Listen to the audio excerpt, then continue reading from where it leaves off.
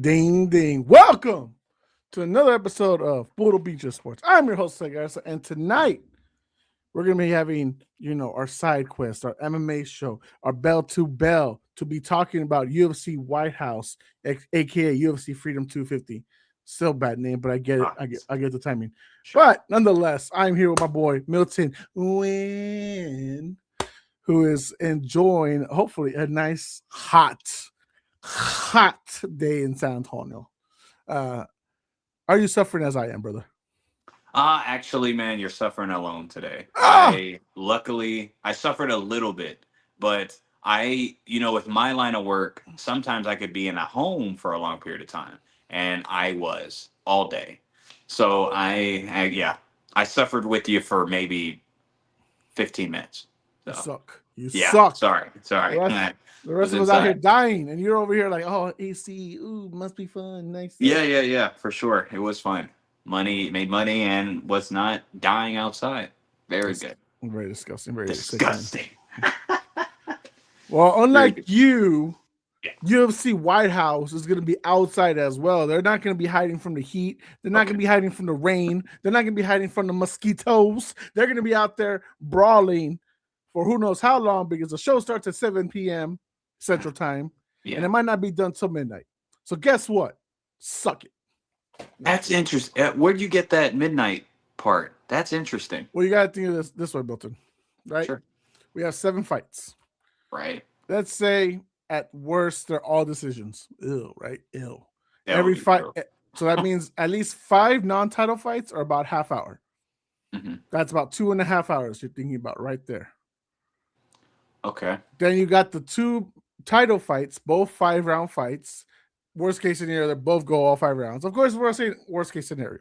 Of course. I If understand. they do that, that's we're talking about 45 minutes of our time with the intros, the fights, the breaking between, all that stuff. That's about for each of them. That's another hour and a half between the 2 fights. So that Okay. right there is already 4 hours. And they gotta put their ads. They gotta put Yes. all the people that did like, oh well, you know what? They're sponsoring the Donald Trump birthday celebration. We Right. get to put all this stuff. So that's where I got, basically 4 or 5 hours of, you know, up until midnight fiasco. Plus, I hope not. I think it was Luke Thomas who said it. And of course, he was speaking Eastern time. He said the scheduled press conference isn't until starting until 12:15 over there. So that means 11:15 here. But worst case scenario, everything happens. We're talking about a 4 or 5 hour show. Hmm. But of course, we don't think, we're gonna get Right. 3 rounds, or Yeah. we're thinking we're getting a bunch of knockouts, submissions, Sure. hello fights, maybe one-sided beatdowns. Quién sabe? We will see. But again, UFC Freedom 250 is this Sunday. Sunday, not Saturday. Don't get it confused. Don't get it twisted. It is on Donald Trump's birthday. It is President Trump's birthday on Sunday. So there we go. Happy birthday to him, I guess. To the Orange Man. Yeah. Yeah. Happy birthday, I guess. That's nice. That's nice. It's a nice Yeah. thing of doing it. We haven't had obviously a main uh number fight. Numbered event. Right. Numbered event since we had Strickland versus Hamzat. Right. So this is huge. This is the fight card we've been waiting for since it was first talked about, right, Milton? We had Yep. done predictions on what the fights could be, and then we had talked about when the fight card was announced, was this living up to even the damn Ronda Rousey versus Gina Carano card and all that shit. So we're finally here. We finally made it, and what will probably be the biggest MMA card of the year. Crazy stuff. Milton, while we preview, do we want to talk about it? Well, let me ask you this: 1 to 10, how excited are you for it? Oh, excitement. I would say a 10. I'm just super excited. One, because it is 7 fight card, which is very cool. Fingers crossed it isn't all the way to midnight. That, and then also every single fight has some kind of meaning to it. So I would say a 10. What about you? It's just for my excitement, not on the card in general, but my excitement. I'm so super excited for this fight card. Yeah, I'm with you. I'll go with 10 as well. I mean, it's a hell of a card already. It's Yes, it's it seven. is. It's a great card for any kind of pay-per-view, numbered card, whatever you want to go with. It's gonna looks to be great. I'm excited for it. The stage does look good. The setup and everything for the fight itself looks amazing. The only big concern that we had right now in pre-production that we were talking about, and of course, everyone's been talking about weather. What's the weather Yeah, going to be like? let's talk It's going about to it. be a little weird. If it's right now projected to rain 81% throughout the day, 61% through the night. It's going to be very hot at 90, the highest, and it looks like 67 at the lowest at night. Uh, Texas weather. Texas weather is kind of like that. It's not pretty. The humidity is disgusting, and I can't imagine how a fight card outside is gonna be feeling good at all. What say you, brother? Well, I wonder how the weather is over there. No, when I say that, I mean like with our weather, Florida and Texas, the humidity sucks. I wonder over there how is that kind of heat, like the feel of it, if that makes sense. But Yeah, I mean, actually, I think you just kind of answered that because it's going to be rainy. It's automatically going to be humid, right? So I mean, with the weather, I just find it interesting. I guess is a good word, an easy word to say. On if the weather starts acting up, what happens? If it starts raining, I don't you, enlighten me. What's your thoughts on that? I mean, we've seen. Okay, so I'll bring up something before, as an example. So, a couple of years ago, 2021, WWE had their WrestleMania show in Tampa, Florida, right? And we Right. know that they had to host their WrestleManias in a football stadium. So they had Raymond James Stadium, the Buccaneers football stadium. So they had it there. It rained. It caused delays because it wasn't safe for the fans. It's not safe. It all depends, honestly. And because this is projected that is it going to be a thunderstorm, it all projects if there's lightning. Of course. Because if it's lightning, that just like you see events with football, baseball, you got to get inside, you got to pause the game and all that stuff. That's the same scenario situation we're having here. If there's a lightning storm throughout the event, we're talking about delays. Yeah. If That would and if it's suck. supposed to be all night, which apparently it might not be that, we're talking about maybe a delay, fights here, fights there, clean up crew and all that stuff, whatever. Or maybe they get lucky and they get to avoid it. The worst case scenario for the show is to get rained out and completely like because from what I'm hearing, I mean what we've heard overall, right? They want to make this grand entrance from the overall offense. The fighter comes out and then they walk out to the damn cage. Well, that's not safe, respectfully. I mean, to Southern I mean, Lawn, right, right. It's because you're not. still walking into the rain unless you're building a tunnel to protect them. That's especially you're talking about fighters that yes, they're in their gear, right, Yes. ready to go, but they're not. It's not waterproof. Right. So Right. not even their gloves and all that stuff. So it could mess up, physically, it could mess up mentally. Um, Everything. Even cardio wise, it's outside. That's different than being inside indoors. You're dealing with something different, especially in the fighters yeah. case. So, I mean, I don't know. I can't wait to see how it pans out. I really hope nothing, the delay stuff, that doesn't happen because that's just going to be a shit show if you mind my French. Yeah, no. And then what was it called? I think Dana White talked about it for a little bit. He says they have no concerns about the weather impacting the event. We're going to be good. I don't care if it snows, rains, we're going. Even lightning. Well, that's not up to him. That's Right. jurisdictions. I think he doesn't Right. get to downplay all that stuff. So Yeah. he's like, oh, you get to do, you get to, everyone played in lightning. No, they don't. They don't. No one plays in effing lightning. Dana's an idiot. Yeah. Yeah, It's so okay. he's been hit over the head too much by his wife, apparently, Actually. Damn. as Okay. retribution for all the times he's hit her. So it is what it is. I mean, Yeah.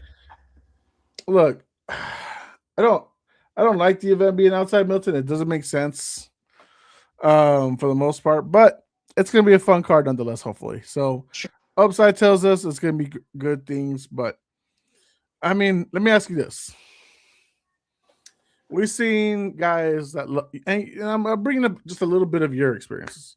We've seen guys that have trained inside, outside, rain, snow, all that good stuff, Right. right? Mm. What do you think for these guys who are not like heavy cardio guys, right? Because not all these fighters are, especially let's talk about our heavyweights. They're not heavy cardio guys. They're not. They're more power. They're more technique, but they don't have the with stamina to go Right. every. Fast twitch. Right. Yeah. Right. Right. Right. How much do you think the humidity is going to slow them down? How much do you think all that stuff is? Because that's the real downside of it. If I don't get 100% of you, why do I want to watch 75%? Right. No, I mean that's a valid point, and I think it's a huge question mark because it's outside. I think it can cause detriment as far as to performance for any of the fighters, even the ones with like what we would call good cardio in the cage, because outside it's different element. Humidity provides a different element, of course, of their cardio, but mainly any of the grappling exchanges really kind of takes a hit because automatically, no, in a normal setting, Jose, you've seen it and you've heard John Anik and commentary say it. They're dry. First round, dry. Best way for grapplers to really kind of hone in, go for a submission or get control time, right? Or ground and pound, whatever the case may be. I think you know how you talked about them walking out. They're already going to break a sweat. Most likely they're going to be sweating a little bit already. And so, if any of these guys on the 7-fight card have a grappling game plan, that can pose huge problems, and that's an issue. That's an issue in my opinion. But again, I mean, well, it is what it is. Everybody knows it's going to be outside, so I would guess all of the camps of all these fighters are putting an account of that. I would hope so. Yeah. Because I think the mainly is the grappling thing is where, yeah, things are literally going to get slippery. Well, hopefully everything changes up. We'll see how it goes. But how? Let me ask you this because this happened literally not that long ago. This literally happened like days ago. Are you in any concern, which I will say right now, no, I have none, about this lawsuit that happened just literally maybe 3 or 4 days ago to stop the fights from happening? No. An injunction was made, or they were asking, like, what was it, the Public Integrity Project? They were asking for the fights to not be done because it was a corrupted, private, for-profit sports event. That was their words. Any concerns that a judge would execute that last minute for whatever effing reason? No. And and I'm not even siding with like this is ethically whatever, fair or whatever, but it's not going to get stopped. I don't think so. No. Yeah. Well, here we go. Let's go into it. The fights. Obviously, I would like guys. The way we like to do it, we like to start from the main card, the main event, to the last card of the main card. In this situation, we're going to be talking about all 7 fights. It's going to be fun. We're going to go into details, but we'll start with the main event. Yes. Which is featuring the lightweight championship between the champion Ilya Taporia against the interim champion, 2-time interim champion because he can't become the lineal, Justin Gaethje. This is everyone's known that this fight's going to happen since Gaethje defeated Paddy Pimblett a few months ago for the interim title. But now we're set. Now we're here for the undisputed title fight. Ilya Taporia has been champion for about a year, right? Just about a year. We're getting to it, or already past it. I think past it. I don't quote me though. June of last year, so June 28th. So he's coming up to a year of his from when he knocked out Oliveira. Right. Gaethje, not really active. He just fought 5 months ago, and a year before that. But these two guys have now turned it up. Right, they were respectful for weeks going into this fight, and then Justin Gaethje, out of left field, pulling a Sean Strickland, really decided to go personal on Ilya Taporia, bringing up his divorce, bringing up his ex-wife, and really ticking off the undisputed champion now. Yeah, the undisputed. They both went on the air with a few people during media tour on Monday and such, and so Ilya responded, "Well, hey, I don't think respect to this guy, but now he's going to learn the true hands of Taporia." So yeah, sure. what is your anticipation around for now Topuria Gaethje? Obviously, these two guys want to go in there and knock each other out. That's the mission. There is no mission for wrestling. There's no mission for jiu-jitsu. These are two guys that are basically telling you, we're gonna stand up. How long we're standing up for is up to us. Yeah. Now Gaethje, he says he's not gonna feel Topuria's not gonna feel good after the second, third round. Topuria says we ain't even gonna get there. This ends in one. So we'll see. Topuria's gotten a little bigger, muscular wise. He's getting he's filling in. He's filling in. He's getting into stockier, and you could tell he's changing his body for 170. Yeah, you can tell he is trying. All right. So that looks like the mission, because nothing was wrong with his body when he knocked out Oliveira. But right now he looks like he's trying to bulk up for 170. But nonetheless, that's a future fight, hopefully, that we can talk about. Sure. What is your anticipation of Topuria versus Gaethje? What is going to be the key assets for Gaethje to become the lineal champion, and what's the assets for Topuria to remain the champion? Right. Well, let's knock out the easy one first. Ilya just has to be Ilya, and Ilya is going to knock Gaethje out, probably like you said, in the first round. Gaethje is there to get hit. He absorbs more strikes than he lands, and he lands a lot. He lands about 6 strikes a minute, and he gets hit 7 strikes a minute. So that's absurd, first off. Shout out to Gaethje, by the way. But let's go on Gaethje, because I do think some people, I think majority of us, aren't really giving Gaethje a shot. And we're not going to do predictions right now. I'll let you dictate that. But when it comes to Gaethje's chances, though, we know about Gaethje's leg kicks. And Topuria is very strong, and he's a boxing stance. So on that lead leg, there's a lot of force always on the lead leg. And if Gaethje can start implementing a smart strategy on taking that leg out little by little, this can be a very, very engaging and unpredictable fight at that point, because Ilya still has the one-hit power to knock out Gaethje. But Gaethje, we know he got the power as well. And if Ilya is compromised whatsoever, that's going to make this fight much, much different. So I think Gaethje definitely cannot be the Gaethje we all know. He can't. And that's hard to say because he's always been Gaethje. He has to really hone in at least that first round on game plan only. Not when he gets hit, not doing his game plan like he does. Then he gets hit, and then he says, screw it. All right, screw it. I'm going to knock this guy out. He cannot do that, because that's just going to end badly for him. And everybody's going to be proven right at that point. So Gaethje there is a way Gaethje can win. 100%. It's a fight anyway. And he has the leg kicks to do it.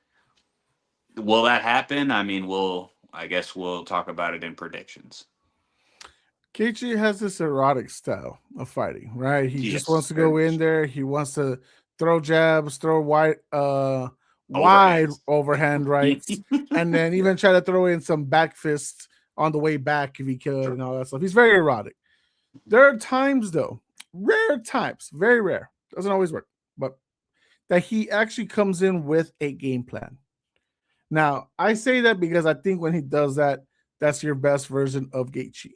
That's the one that is more calculated, the one that's more ready, that is taking this fight as serious as he could, that he's fully respecting his opponent, but honestly respecting everything that his coaches, his trainers, everything have prepped him up for. That's the Gaethje you need to be able to walk out champion. Unfortunately, Gaethje's a hard-headed motherfucker. Yep. This guy believes in himself so much, doesn't matter, that he will go in there like a wild animal if he can. We saw it in the Paddy Pimblett fight. We all talked about it. We all thought he needs to be calculated. He needs more, he needs to be more prepared and everything. This motherfucker had no respect for Paddy. That was the honest truth. He didn't respect Paddy's power. He didn't respect his technique. He didn't respect anything from the up and comer, right, the new contender at the time. And he won. with an erotic style of fighting. That's how It worked. he won. It worked out for him. It's not gonna work when you're fighting a 2 division champion in Ilia Topuria, because Ilia Topuria has already fought with respect, with honor, however you want to see it. Even if he trash talks and all this shit, he has defeated 17 other men, whether it was quick, it was lengthy, and actually he made the freaking 3rd round twice in his career. Right. That's his career. That was his UFC debut and Josh Emmett. Those are the only times he's ever gotten to the 3rd round. Josh Emmett, he got all 5 rounds. So we know he could do it. We know he has the cardio, but he has the power. He has the respect of the canvas that he is more prepared than anything. If you go in there with any erotic style, if he finds you battered or bruised, he smells your weaknesses, he's gonna pounce and he's gonna kill you on the spot. That's what he did with Charles Oliveira. That's what he found out with Max Holloway, with Alexander Volkanovski. We're talking about right there 3 former champions in the UFC, Hall of 3 Famer. people, 3 Hall of Famers, 3 people everyone respects as fan favorites or whatnot. That's 3 in a row. It's one thing when he's out here, beating up, choking out Bryce Mitchell. It's another when he's knocking out 2 of the greatest featherweights of all time and one of the best jiu-jitsu fighters in the last to ever come around in Charles ever in the UFC. Yeah. Yes. So we're here now. We're in a situation where what Gaethje am I getting on Sunday? He has made this personal.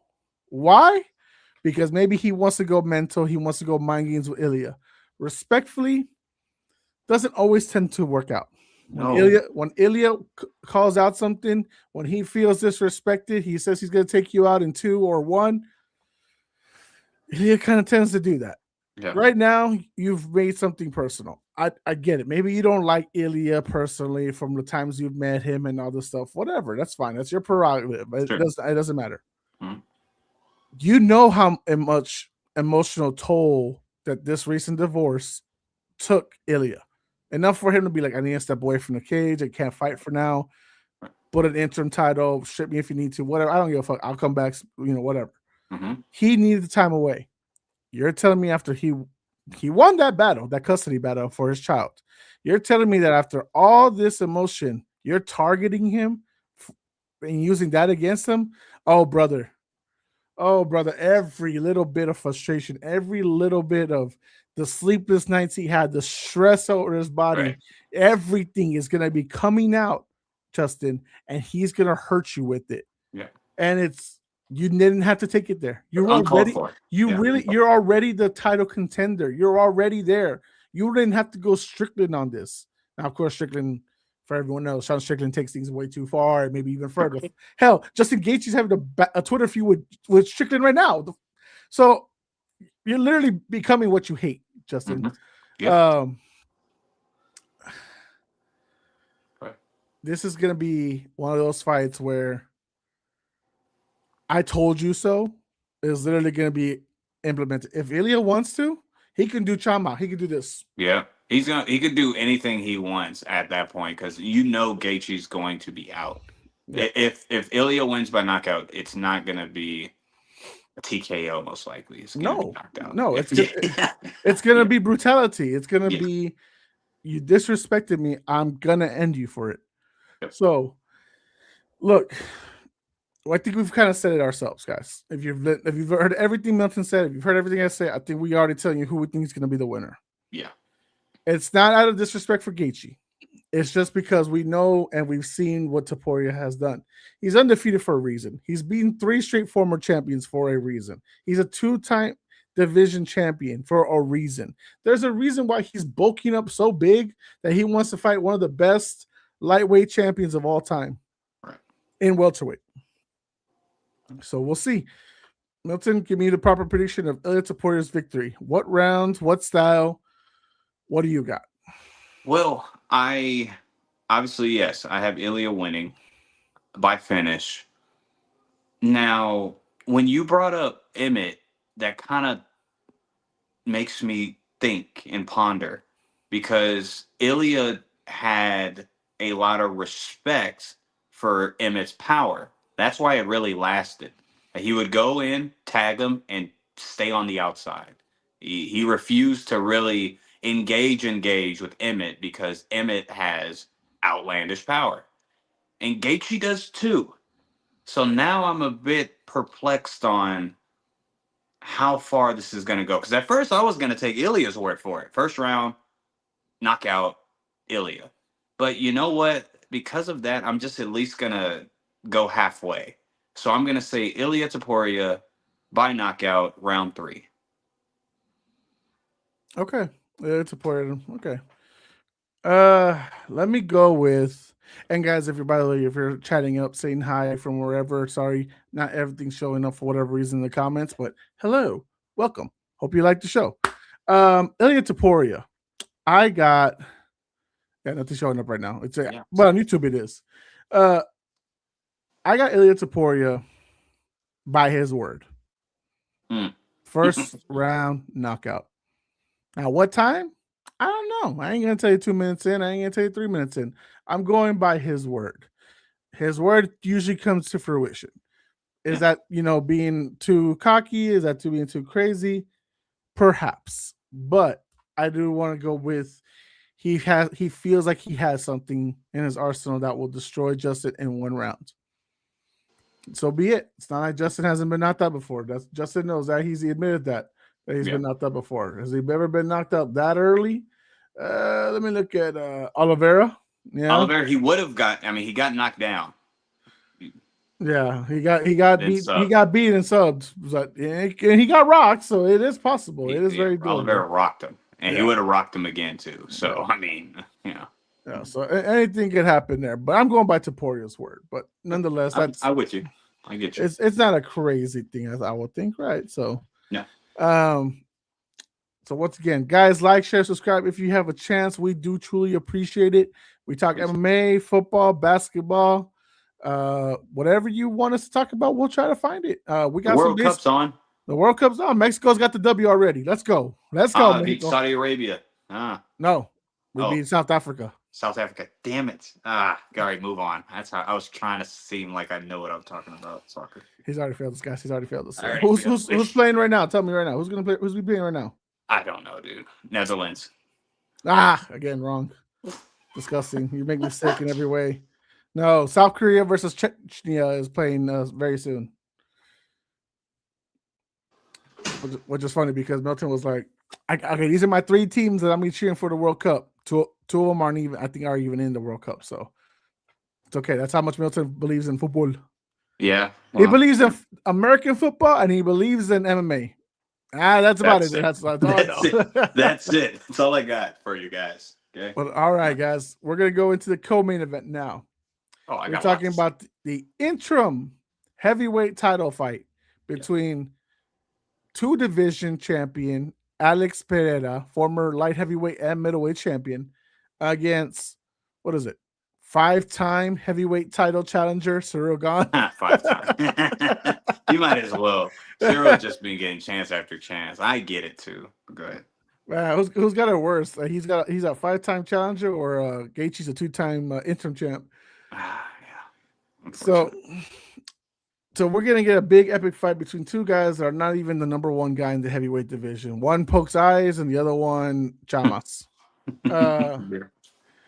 But Milton, what I do love about this fight is that, one, it's fresh, it's new, it's in the heavyweight division that we've all talked about is a dead division at this rate, with the way that it's ranked. Fighters are a lot of out of shape, tired, old fucks that really just doesn't look like they want to be in the cage or even belong in the cage. Now, am I saying that as a confident, big man that I could take them? Absolutely not. I could never take any of them. But we're here to be entertained. And so what I do enjoy is that this is a fight that I can respectfully go in knowing that I will be entertained. Because Alex Pereira, one of my favorite fighters, always comes to either make himself look great 95% of the time, or he makes his opponent look great the other 5% of the time. And by that I do mean Magomedov Ankalaev and the second Izzy fight. Yeah. So that's good stuff. Cyril Gane, a respected kickboxer, not at the level of Pereira, but respected to where you've seen the damage he's done in the UFC cage. Right. He's 13-2 and one no contest. The no contest coming from the title fight against Aspinall, where he kept poking his eyes. Yeah. He really digging him in there, huh? Gosh. And Pereira, who is a 13-3 fighter, Milton in 6 and what is it? 11-year MMA fighting career. He is 16 fights in and already a 3-time champion. Whew, that's crazy to say. 3-time champion. This fight wasn't what people really wanted. They wanted either Pereira versus Aspinall or Pereira versus Jones. But it's a great fight nonetheless. I still think it's a great fight. It's a fantastic fight. What do you see that Pereira needs to do to come up from light heavyweight to now heavyweight to really prove that he belongs in the division that's a lot bigger than what he's previously fought before? He's not fighting a 185 bucking Izzy. He is fighting a much bigger man, wider, stockier. And we saw the first fight with Magomedov where that was a real challenge for him. And even Jan Blachowicz, that Pereira fought. This is a different size for him. So what does Pereira need to do to come in there to really prove he belongs in the heavyweight division? Well, what he needs to do so he doesn't get flatlined is just a tweaking, because he could just be himself. But only thing he needs to tweak is his defense. I've been on record saying his defense sucks, and I think it's purposely done. Don't get me wrong. I don't think he just actually his defense sucks. I think he purposely just does what he does. That's how he kind of baits people in, right? And obviously his signature is a left hook. That's literally a bait right there. So I would say up a weight class at heavyweight with the guy, especially like Cyril Gane, just actually play defensively for a while. That's all I would do. Different. Because otherwise, Alex just needs to be Alex. Let the guy come in. But the beauty of this matchup is Cyril Gane's just not going to come in like that either.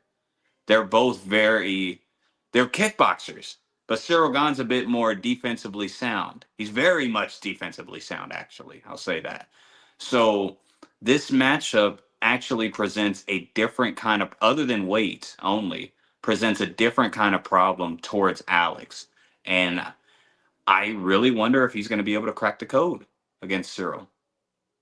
Because this is totally different from anything Alex has dealt with in the UFC. I'm pretty sure kickboxing, he's seen somebody similar. Pretty sure. The one closest to his level is clearly Israel Adesanya, but different style. Smaller. Yeah. Right. Smaller, quicker, but that respectfully wouldn't hit as heavier as Cyril Gane. But Cyril Gane has a weakness, which is actually Alex Pereira's weakness. You put him on their butt, and it's over. Of course. Don't think either fighter is really thinking of that, unless maybe they're really hurt. But there is a strategy that is to come into this fight. Now, we talked about weather earlier. Weather could be a reason why that doesn't happen. They're going to be gassed out early on because of it. Who knows? I would think maybe Alex is probably going to deal a lot better with it because he's from the favelas. He's from Brazil. Sure. And all this stuff. So maybe his body's going to be more accustomed to it. Cyril Gane is in, I would believe, must-win now mode. He's a 36-year-old Frenchman.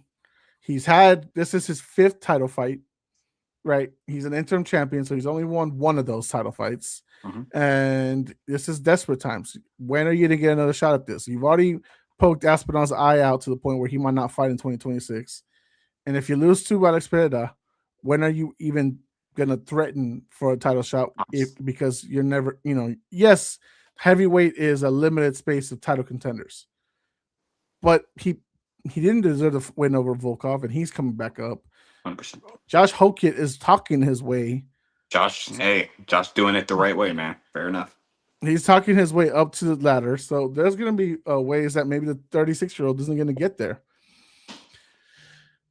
I'm intrigued by this fight because I don't know what versions of who I'm getting.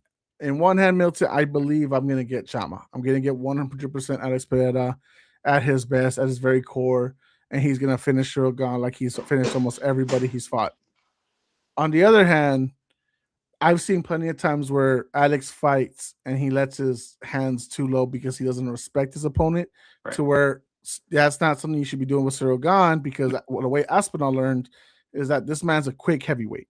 Yep. Not as quick as a middleweight or welterweight and all that stuff, because obviously he's a big man, but quick enough to get you. Mm-hmm. Plus, you're not going to be able to work goggles. He might get you in the eye. That's very possible. So we'll see what goes. Let me ask you, Milton, because obviously I've said my take on this before, but I want you to answer it and then elaborate more as to why you feel this way. If Alex Pereira were to become the interim heavyweight champion, do you believe he is a true 3-division champion? And if not, why not? Sure. No, because there's interim there. He's not the undisputed heavyweight champion. You have to be the undisputed champion to be considered a champion. Otherwise, Dustin Poirier was a champion. Tony Ferguson was a champion. There's a lot of guys on this list. Justin Gaethje is champion. None of these guys are actually champions. They know they were not champions. We know that they weren't champions. So same thing goes for Alex. I understand that it is a dope story, right? Oh, he won belts in 3 divisions. He's not an undisputed champion. So that's why when this fight came out, I was a bit confused, because there goes that for Alex. I feel bad for Alex because he's not going to really get that. He's not the undisputed champion. He needs to beat Tom Aspinall. Or if Tom Aspinall vacates, then sure. But that's not a thing right now. So, no, to answer your question, he is not if he wins this fight, I don't care what kind of fashion, beautiful fashion, whatever, he is not a 3-division champion in my book. He's not undisputed. You got to be undisputed. Understood. Hopefully we can get. And Dana's an idiot, by the way. Did you hear Dana say? Let's talk about this real quick. Dana said if Alex wins, he's considered the GOAT. That's stupid. Sorry. I'm so sorry. It sounds like I'm a hater, but it is stupid. I'm sorry. Absolutely not. I get what Dana's doing. He's a promoter, right? And this is his guy, right? Alex has been nothing but great for the company. So I get it, but people that are watching and that watch this fight, and if Alex wins, and especially a dramatic fashion, please just stop. Don't do that. Don't say that. It's nonsense. Yeah, he's not the GOAT. I mean, okay, is he the GOAT for me if he is a 3-time undisputed champion with 3-division undisputed champion? Yes, I do believe so. I will say that. If Alex Pereira wins this fight, then goes on to defeat Tom Aspinall for the heavyweight title, he is the GOAT. There's no man in history of the UFC that's ever won 3 division titles in a short amount of time that he's been fighting for. That's just the truth. It's just, I know that there's, people that would want to say, well, Habib is a great, he never lost a fight. John Jones is the greatest because he dominated and technically never lost a fight himself. But there's something to say when you've only been fighting in the UFC for about 5 years, right? Let's say he does get the Tom Aspinall fight at the end of the year. Sure. And let's say November, because that's when he debuted in 2021. That in 5 years, you win 3 division titles in that time. He's not a young buck. He's 38 years old. He's telling you, I've fought for decades, and I have plenty of fights, whether it was boxing, kickboxing, or whatever. He's got plenty of wear and tear on his body. But to come in 5 years, win 3 division titles, something that's never been done before, I can respect that. That's the undisputed champion, the GOAT of all time. So I disagree. Maybe one day we'll have a debate on this, but of course, that's only if all that happens. No, even if he won the title, I'm sorry, I couldn't say it, because there's a reason why he was fast tracked.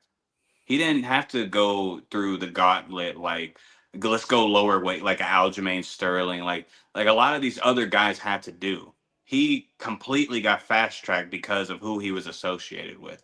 with Izzy, which is no fault of his own. I ain't downing Chama. You know what I mean? Raw respect to the brother. I think he's great for the company. I don't think if he wins 3 belts, that automatically just makes him a GOAT. Because I don't think the number of belts mean everything. Because if we do that, then I don't think any of us would say Connor's legacy is greater than Habib's. Habib only got 1 title. Connor got 2.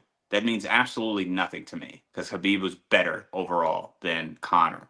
I hear your point though. So eventually maybe we'll hash this out. But Yeah. I just wanted to say I still, even if he beat Tom Aspinall, I wouldn't have him as a GOAT, especially over John Jones. I just absolutely couldn't. But I would love, if we got into it, hear the argument and we go over that. But anyways, yeah, or wherever you want to take this, Alex and Cyril after Yeah. this now. No, well, I mean, obviously we have feelings on how this fight may go. What does Cyril Gane need to execute to finally become champion again, interim champion? What does he need to really execute to really come out on top? Because he is fighting arguably the most dangerous striker he's fought since maybe Ngannou, but Ngannou Yes. wasn't. But it's not Ngannou's more not technique; it's more power. This one's Sure. more technique, and that's going to be the maybe difference maker between the Ngannou fight and this fight. Mm-hmm. Well, you're right on that, especially technique wise. This is the most difficult matchup in UFC for Cyril Gane. But to Cyril Gane, I gotta say, I think the odds it's even, but I do think he has a lot of more ways to really win this because he's the bigger guy. We don't know how the power will transfer to heavyweight when it comes to Alex. I think it'll transfer just fine. Okay, don't hear what I'm not saying, but we Yeah, don't know. It's a question mark. There's a mystery there. With Cyril, the way he fights, a guy like Alex, I mean, he has many ways to win. He legitimately has so many ways to win against Alex. So all he has to do is be himself. Test, when I say test the waters, don't test the left hook. But once you get hit, that's when he'll know, okay, I could gauge that. Or all right, well, I got to be on my bike, for this one. This guy, this definitely transferred. So to obviously be smart, but Cyril really just has to be himself, and he could win this fight. Not saying I'm picking him, but yeah. there's so many. Cyril, yeah, I think Alex has a couple of things he needs to adjust to win this fight. But what do you say about Alex, Jose? I think Waste of Alex needs to mix it up to where he is wearing tearing. He can't take him down, right? He can't Mhm. take down Cyril Gane. Cyril, one, he's not a wrestler himself, and two, Cyril Gane's a really big, Big, big big, heavyweight. and he's Uh, moving. Yeah, yes, no, and it's gonna be tough. he's a fast guy Yeah. for a heavyweight. What I think he needs to do, he needs to, and I know he loves to pick apart his opponent while he backs up, every movement. But what I think he needs to do is he needs to go for the legs, obviously, chop down that tree so he's not Sure, moving as quickly. And sure. the other thing, focus on the body. He doesn't have a great cardio once you start taking him to the ground, if you could do that. But if you could slow him down with both his cardio and weak legs, that makes him a Mhm. lot easier to chop down a giant and to bring him down to his knees to the point where maybe he gets TKO'd. That's Sure. what Alex needs to do. Go for the body, chop down the legs, make sure that everything that makes Cyril Gane as great as he is on the stand up is gone. If he's just left with his hands but he can't stand up, that's great. If he's all he has is his hands and he can't breathe, that's great. Because that makes a weak and desperate man to make him wide open for anything you want to do. That's what I think the initiative for the first few rounds he needs to take. Maybe 2 or 3. Because it's gonna take a while to slow down Cyril. For But once sure. you get into those championship rounds, those rounds where you're accustomed to, that maybe Cyril Gane's not too accustomed to, because we've seen him in multiple title fights. Hasn't looked great, obviously, in the Ngannou fight that he won the first 2, then got taken down for 3 straight and looked gassed completely. and then John Jones took him down in under a minute and basically submitted him in 2. Yeah. So you gotta put the pressure of that. Test that cardio. Make sure he doesn't really have that. If you take that away from him, Cyril Gane's not himself. Great. That's what needs to be done. You already saw how desperate he kind of not really desperate. That's probably not the right word. It's the word that just came to mind right away. But you saw the quick intensity he brought to Aspinall early on, to where maybe he didn't feel comfortable maybe going that far into the later rounds, right? Because I did feel Cyril Gane stepped it up more in that first round with Aspinall 100%. than he had with his previous fights with Volkov and Spivak. And of course, clearly with his fight with Jones and Ngannou. Yeah. So there might be something to where Alex needs to delay this thing to really test Cyril Gane's cardio for the championship rounds. Yeah, I like that. That's a very, very, very valid. Very valid. If he attacks his body, that's going to be a problem for Cyril. Yeah, 100%. Yeah, we'll see. I wouldn't want to take a roundhouse kick to the body. I'm just saying, to the kidney, to the liver. Right. I just wouldn't want to. And if you can really put that Marab, midsection pain onto Cyril Gane, I get you. We could have a real situation going on in this title fight. But let's get to it, Milton. Man, Pereira versus Gane. What is your prediction? Oh man, this one is so tough, dude. I think the feels, momentum, everything is pointing towards Alex. Everything, every single thing. But when I watch Cyril, it's like everything that you said that Alex should do, which is completely valid. Agreed with as well. Cyril can do the same thing to him. The same exact thing to him, because he's carrying weight that he ain't normally carrying in fighting conditions, right? And so that really throws me off. I am not confident in this at all. Okay, the odds, if they're even, it's completely correct and valid that way. I have to pick, so I'm gonna go ahead. There's no way Cyril freaking wins, right? There's no freaking way. So I'm gonna go Alex Pereira wins by decision. I think he's gonna win by decision. I think either one of them, I think both of them will honestly go to decision. I don't see him knocking Cyril out. I don't see him TKOing Cyril. Unless that leg thing. I could see that. I could totally see that. But I'm gonna say Alex Pereira decision. Unanimous decision. I'm going to give Big Booty Pereira the title win over Cyril Gane, and I'm going to call it a 4th round TKO. I do think that he's going to be able to add that pressure to the body, to the legs. He's going to catch him, and you're going to see Gane say, no more, and then chama. Yeah, I'm pretty sure. If there's any quit, Cyril Gane got quit on him. Yeah. For sure. So what far, an interesting fight, though, dude. Yeah, there's so many variables. It's not a guarantee one way this fight can go. So love to see it.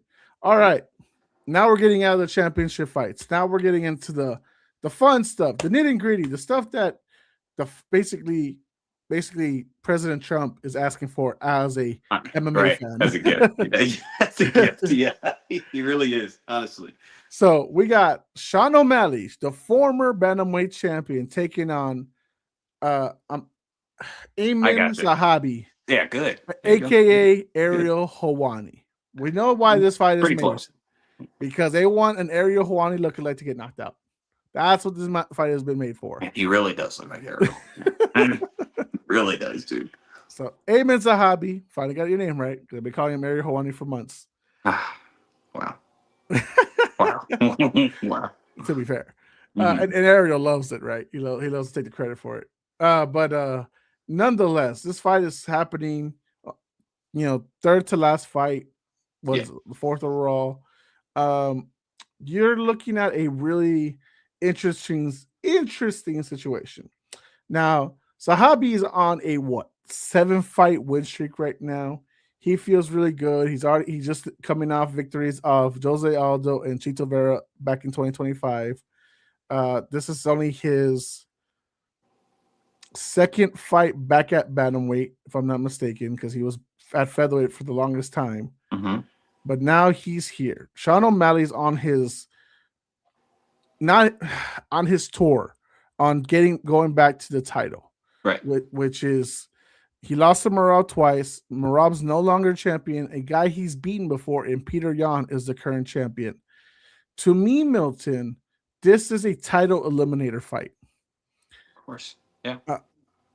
So, what is Sahabi bringing to the cage that's really going to disrupt O'Malley's night? Because Sugar has one clear weakness, maybe two. I'll say one because we know the main one. There's a second one that for some people have not probably seen in maybe some time. But there's one clear, obvious Zero weakness. grappling. Yes, zero grappling. Mm-hmm. What is Zahabi bringing to this cage to make sure he comes out on top after 3 rounds? Zahabi, what he's bringing is pressure, consistent pressure. He has good cardio. I think he has much better cardio than Sean.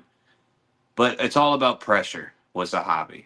Make it uncomfortable, make it ugly, get in Sean's face. That's what Zahabi can bring. Because he's not a good grappler as far as wrestler concerned. But does that mean anything? You have to be a good wrestler to grapple Sean? I mean, I guess we'll find out. But pressure, consistent pressure is what Zahabi can bring to this fight. Mute. Yeah. Sugar is great, I think, when it comes to pressure. I do mean he's great as far as long as it's standing up.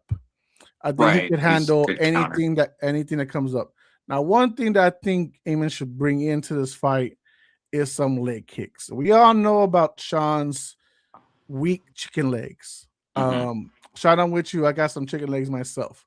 But we've seen that Kraken and Sean's nights in the UFC. Especially the one well known, even though it's technically under elbows and punches, the Chito Vera fight. We Yeah. know what happened. He really tore that shit down and made him kind of fold to where, that's how it ended. If somehow Sahabi can do that, he can have a night. But I do believe we're on the Sugar Tour right now to where he wants to get that title fight. And it's a fight that, let's be honest, they booked for Sean to win. They're not booking Sean to lose because Sean's a great moneymaker for the UFC. Sean is a great talent. My God, he looks like Circus Post Malone. And yet somehow, some way, they're like, put him on the White House card. That's how much they have invested in Sugar Sean. Sure. What is it? He came out of the Contender Series, Milton, Yep. right? He's one of their first Contender Series Hall of Famers, Snoop glory Dogg. guys. Yeah. So, famous. Mm-hmm. So that really is set everything for Sean. He's been their golden boy since. I do believe Sean has what it takes to win this fight, but Zahabi does too. Zahabi does have some things in there that could make it a favorable night for him. He's feeling high on this 7-fight win streak. Mm-hmm. It's just that how much respect are you going to put into Sean's power? Because that's what I feel like a lot of Sean's opponents make a mistake of. They underestimate the power behind those hands. They look at him. Right? Yeah, they look at him. He's a stick figure. But this guy can strike. He can box. He can take you out.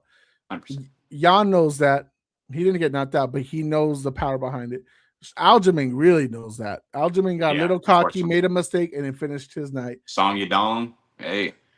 Song's the man, too. That was a really good win for Sean.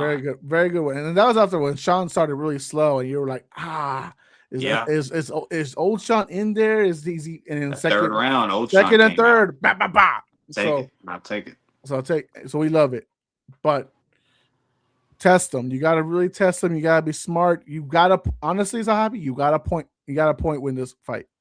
You got fight points here, and because I don't know if he's got the heart to really knock him out or submit him. You talking about Zahabi? Yes. Well, knockout, sure, maybe not, but I totally agree with you. Sean is he's best when he's counter striking. So I totally got you. But it's just if you can't point fight Sean. Song saw that. Song tried to start point fighting him. You can't do that. He's a freak. It's Sean O'Malley. That's what he's going to style on you at that point. Zahabi doesn't have the skill set to do that. Zahabi, don't get me wrong. Yes, if he pressures Sean, there's a possibility, a high one, that he's going to get knocked out. I totally understand that. But we've seen Sean break. And I think a guy like Zahabi, that's his only shot. Because I hear your leg kick point, but Zahabi ain't got leg kicks like that. So I don't know. I'm just pointing out Sean's weaknesses. I am not, Sure. But I don't see Zahabi. Don't get me wrong. I love his brother, Coach Zahabi. That's one of my favorite coaches out there, right? But that don't mean nothing. You know what I mean? That don't mean everything. I've seen TriStar fighters get beat up, and doesn't really mean much. So Zahabi, he has to make it ugly. He has to make Sean uncomfortable on the feet. Maybe do some boring cage control kind of stuff. See if he can get under the hips and put him on his butt. That's the only way he can win. Point fighting, I'm sorry, he can't. That will be embarrassing for Zahabi. Also, Zahabi didn't beat Jose Aldo, everybody. Okay, I know they said he did. He didn't freaking beat him. So I know. But either way, I mean, Sean didn't beat Peter. There's a lot of those Aldo fights. Honestly, there's a lot of those Aldo fights. And it's Aldo's Aldo fault, was robbed. honestly. It's Aldo's fault, though. He looks at the crowd or looks at the ref and does like, no, do something, dude. Like, at least do something, and you probably win. But anyways, I think we're both leaning the same way. Again, sadly. Yeah, and I'm not picking Zahabi because I picked wrong for Zahabi a couple times, and so I'm kind of a hater because he reminds me of a less wrestling talented Bilal. He's not good, really. He's really not, bro. He's just tough. He's very tough. There's a reason why they gave him Zahabi, because his record right now, his 7-fight win streak, would look good on Sean's resume. It would. On his mantle, boom, right back in the title shot. Yeah, you have an instant reason why to give him the winner of Jan and Merab. Even if Merab were to beat Jan in the third fight, which we don't know just yet what we're getting from Merab in that third fight. What that third fight with Jan. Even if he gets, no matter what happens, even if Merab wins, Sean's going to get the title shot because that's what the UFC wants. Even if Sean is 0-2 against Merab. That would be crazy, wouldn't it? Yeah.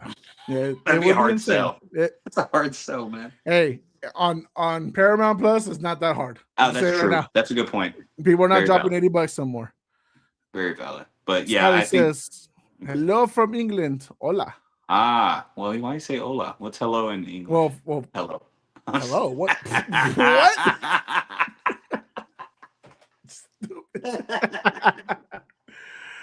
Hello. Okay. Oatmane says, go and look for Jamal Alpha. He looks just like you. I looked that up while we were talking. Yeah, he's talking about me. Okay. First of all, if you're talking about with the hat, sure. Okay.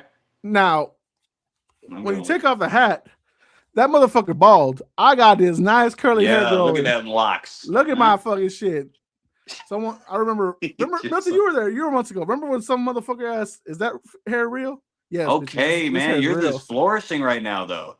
It's flourishing. Respect. Yeah, I respect that. Hold on. Let me look up this guy. What's his name? Jamal Alpha. Okay, let me look him up real quick. Yeah, so. Oh, Alpha. Go ahead. It's, I'm not trying to be disrespectful. Middle Eastern YouTuber. Let's go with that. Okay. I mean, with the hat, you could see like, oh, that's your cousin, maybe. But that's a bald motherfucker. He got no hair. Yeah, he don't look like you. Really I got my look. I might have a forehead because my hand's big, right? With girls, it's probably a 5 head. But with me, I got a big head. So I got a nice big old forehead. But I got hair. My dog. Yeah, right on. Yeah, I don't think you look like him though. By the way. No. It could be like your second. I think it's just the beard and the mustache. I don't got a goatee. You got a goatee. Mine's barely growing. At 35, it's barely growing. But nonetheless. Angel, my goats. It's me, Angel.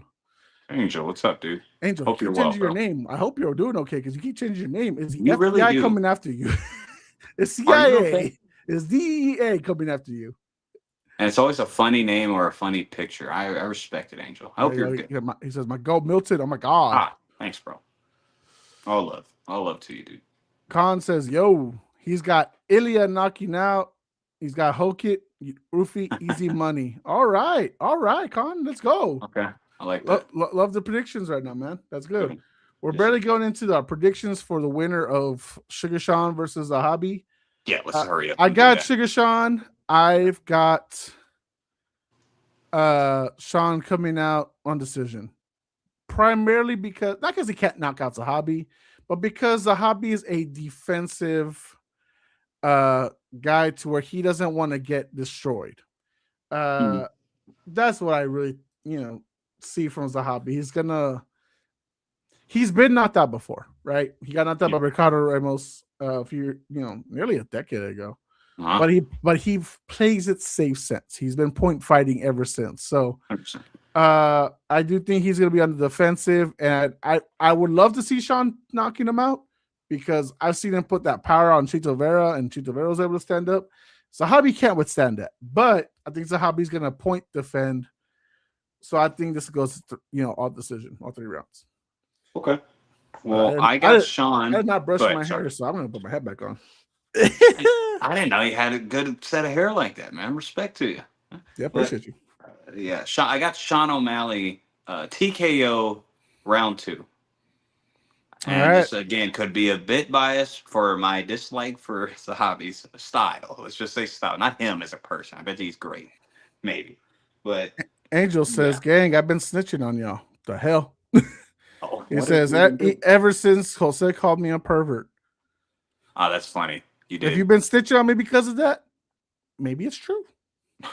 Why you offended me? Khan says only underdogs he's got are Dakis and Gon. Okay. Khan. We'll talk about it. Gon's a good one, man. Well, Gon, is he an underdog? No, they're even. Right now I saw they're both, they're each of them. It's an even fight. It's -110 for each of them. Okay, but he's a slight, I got on the UFC thing. It's -105 to -115. So I guess slightly. Sure. And then Khan says Sean TKO end of round 3. Okay. Something right on. And Angel, come on, you don't got to throw this out there. Milton, no disrespect, but you look a little. But I look gay. Well, damn, Angel, why? How do I look? Milton, happy Pride Month. No, don't. No, sir. No. Damn, Angel, I thought we were friends, dude. All right. Well, that was a good jab. That's okay. It says, slightly. I think he's being the betting odds, but okay. That's not a bad pick. We talked about it. We think Gon and Pereira are going to be real close. It's just going to come to strategy at the end. So we'll see how that goes. Stop laughing. You a stripper? Well, I'd rather be a stripper than. No. Sure. So I win because I'm a stripper. Because and you're. Well, strippers don't have a month, so maybe you're on something, dude. I don't know. Angel, you're being weird, but I love it. Hope you're doing good, brother. All right. Now we got into the last inserted fight, late inserted. Love it, by the way. Josh Hokit versus Derek Lewis. Another heavyweight fight. We literally just saw Josh Hokit fight. What was it, like 2 months ago? Back in April against Curtis Blades. A fantastic brawl. They went to war. They battled it out. They really went at it. And I'm surprised Curtis Blades didn't try to go for more takedowns or anything like that. But that fight really made Josh Hokit's career, because up until that point, he was just a caricature. He didn't do anything. He finished everybody he has fought in his career, but there was no names behind who he beat. Curtis Blades was like a number 3 ranked heavyweight title fighter in the rankings, and he's been up there for the longest time. He just never, of course, good enough to get to that next level. And he beat him. He beat him in a stand-up. He got a decision, and now President Trump was there, and he is now ready to see Hokit versus Derek Lewis, 2 at this rate fan favorites in the cage. Derek Lewis, history, everyone loves it. He takes his shorts off because his balls are hot. He's ready to go pounding ground his wife, all that good stuff. Josh Hokett is his character is everything that got President Trump elected. Uh, Am I right, Miami? Yeah, I like that. you gotta put the beanie down, bro. You gotta cover your ass, like, you see, guys. Yeah, I love it. I gotta get his. I'll get his tone. Don't make me chama your mama. You know what I'm saying, hey, guys? man, I'm not gonna lie. Don't get me wrong. He's corny, but corny as fuck. The lines, some of the lines are actually good, and I kind of feel him. I don't know if you saw his press conference, but he was landed some lines. And the realness came out of him. He's like, "Come on, guys, that was a good one. Come on. I mean, come on." He got so mad, no one laughed, bro. He was so disappointed. Like, that was a. Did you not hear what I just said? That was a good rhyme, guys. Come on. He's like, "All right, I'm out." Oh man, I respect it. I'm really starting to. Maybe it's because we know now that he has true heart and balls, but I'm really taking a liking to Josh Hokett now, and I really wasn't. I did not like the character. I still kind of don't, but I like when he's being himself. I really do. I like that. You don't want Beanie down? Nah, Beanie, keep the Beanie up, and he's still funny with the without the voice. You saw that video where he showed up to the hotel at the same time as Alex, and he switched up real quick. All right, character mode. He said it too. He said, "Oh, there's Alex." That's funny though. They need to be around him to catch that, because I think that'll make him more likable. Because now people will get like, "Oh, this is literally just the thing that he does." Well, Josh Hokett's on a roll right now. He's an undefeated fighter, 8-0, 9-0, sorry. 9-0. Mm-hmm. And Derek Lewis is on the brink of retirement at the age of 41. Dude, sucks. Get out of here. Jesus Christ, goddamn! I'm sorry, he man. He just took out Teixeira last year. Like, get out of here. Oh my God. Let's go. I'm sorry. This is all. There's really nothing to really say for this fight. This is a fun fight. It is thrown in last minute. Josh Hokett, kind of like an appreciation, kind of just letting him lose, kind of a classic is showing, just to have Hokett on the card. Obviously, Trump likes Derek Lewis too. Derek Lewis, Derek Lewis. He loves Derek Lewis. Loves to go out there fight. He'll either knock you out or he'll be the one knocked out. That's always something there. And obviously, we've seen it in the last 2 years. Lewis is 2-1 his last 3 fights, and they're all by finishes. And he's at the age now where at this point maybe it's just more about the checks than it is about the wins, because he's not there in the title contention no more. He's not really in the breathing for that realm, even if he's ranked number 9 right now in the rankings. But this is a fight where Hokett can take everything from Lewis, all the glory, all the love, and you can make him either the next Derek Lewis or the most hated guy in the UFC, because he's aiming at Pereira like if Pereira's already won, and he's solidified himself a title shot after this fight. Yeah, smart, man. Which is crazy, because why not just go after Gon too? Maybe because Gon's gonna kill him. I don't know. Not that Alex couldn't kill him, but I think there's a stark difference in size wise. It is to me. Even though Blade's a big man too, but he's not a striker. Blades is a wrestler, grappler. But again, I think we both agree Josh Hokett is gonna come out on top on this one. But whatever he wants, honestly. Whatever he wants. Oh, Milton, please talk to me about it. Well, because like with Josh Hokett, I know the last time we saw him. I hate this phrase, but I'm gonna say it: slugging it out, because I don't understand what that means. Slugging it out. But anyway, going to war is better with Curtis Blades on the feet, mainly because he knew that he didn't really want Curtis Blades to really grapple him, and he knew that if he made it a striking match, and he defended a lot of takedowns, by the way, he was still the better striker. He was he's just better on the feet than Curtis Blades was. Even though Curtis Blades doesn't suck, but he's just not as good. He knew what he was doing. Excuse me. So Josh Hokett overall, though, even though there are no names, I understand that he's a volume guy. If you look at his stats, and don't quote me because I could be wrong here, but you could fact check me. I'm quoting him. This. Right. He lands about 6 or 7 strikes a minute, and he also gets about 3, 4 takedowns a fight. And that, as a heavyweight, is absolutely crazy. That's crazy volume right there, man. And so Josh, that's what I when I say he's going to do whatever he wants is in this sense. He's obviously not stupid. I don't think he's stupid. He's not going to do the exact same thing he did with Curtis Blaze to Derek Lewis. If he gets hit, he knows better. I'm not He can't get hit by Derek Lewis like he did with Curtis Blaze.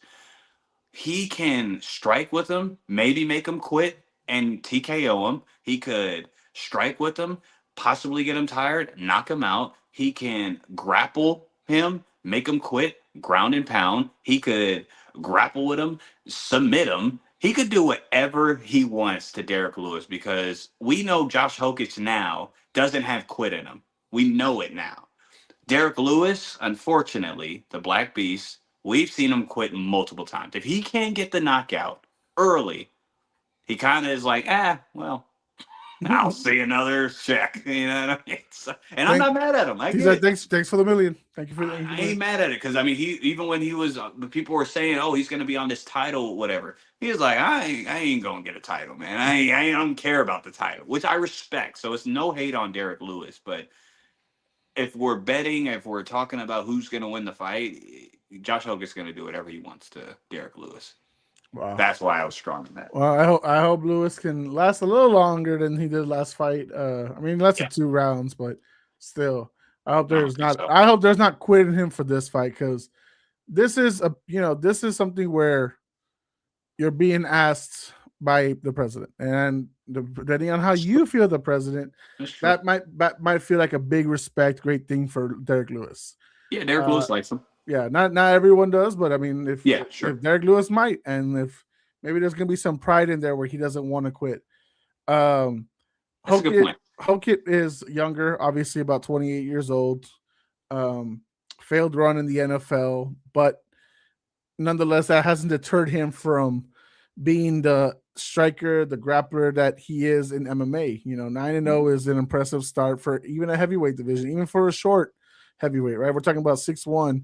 6'1" is not usually the big heavyweights situation, right? We usually our heavyweights are about 6'3", 6'4". Yeah, Hogan should definitely be a light heavyweight. I don't know how far he thinks he's gonna go in this division, but he should definitely be a light heavyweight. Yeah. So, but nonetheless, he's got the charisma right now. He's got the record behind him. So, let it take you as far as you want, man.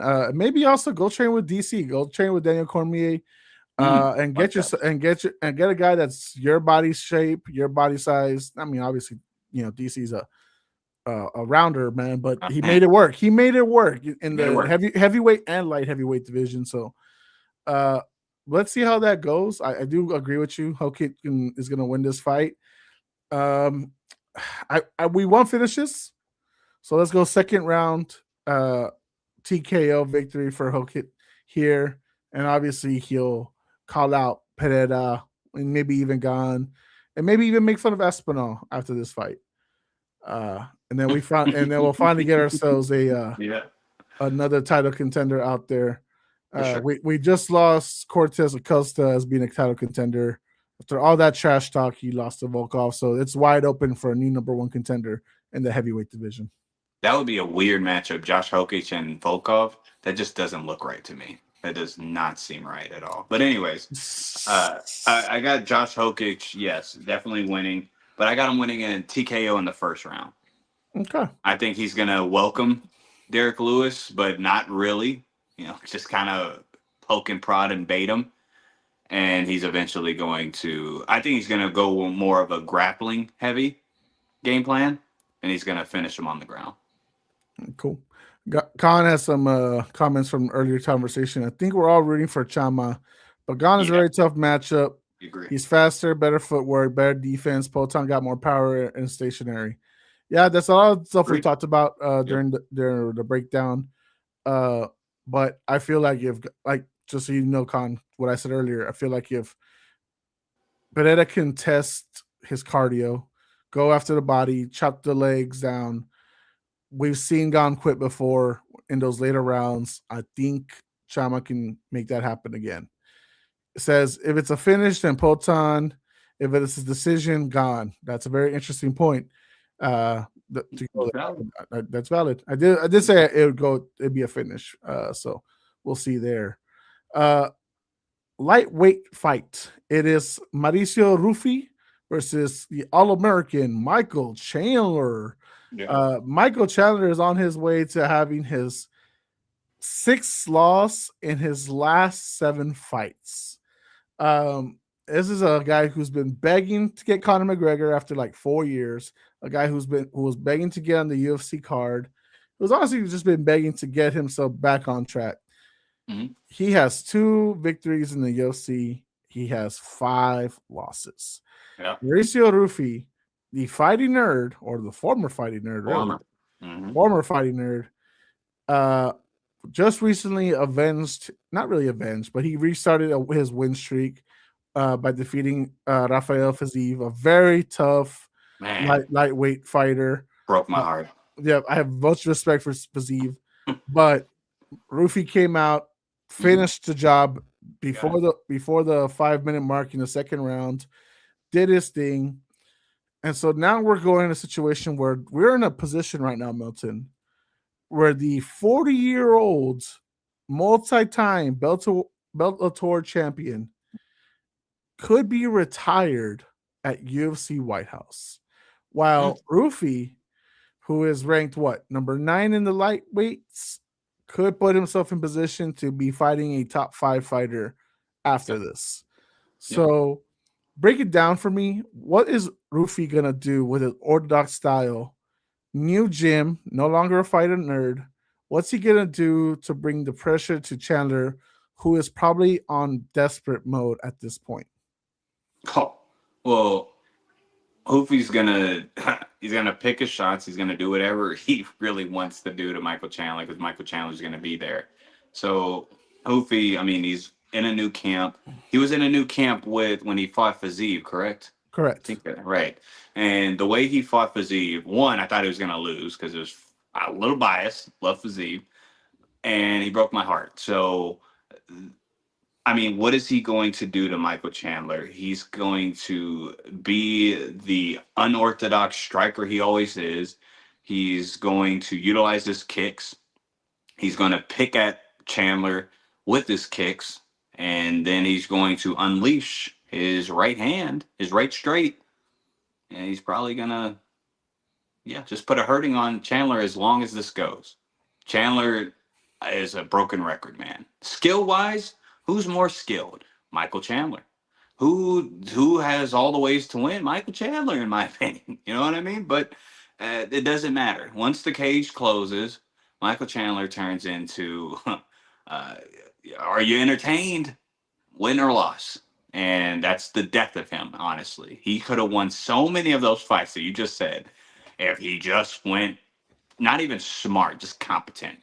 Just somewhat Bellator Michael Chandler. But he's in the UFC now. He said he wasn't there for a long time. He's here for a good time. Good in a sense of entertaining, I'm assuming. Mm-hmm. So Hoofy's gonna do whatever he wants to on this guy. The funny thing is, though, Jose, isn't it funny that he's been waiting on Conor, and Hoofy's the closest version of to featherweight Conor.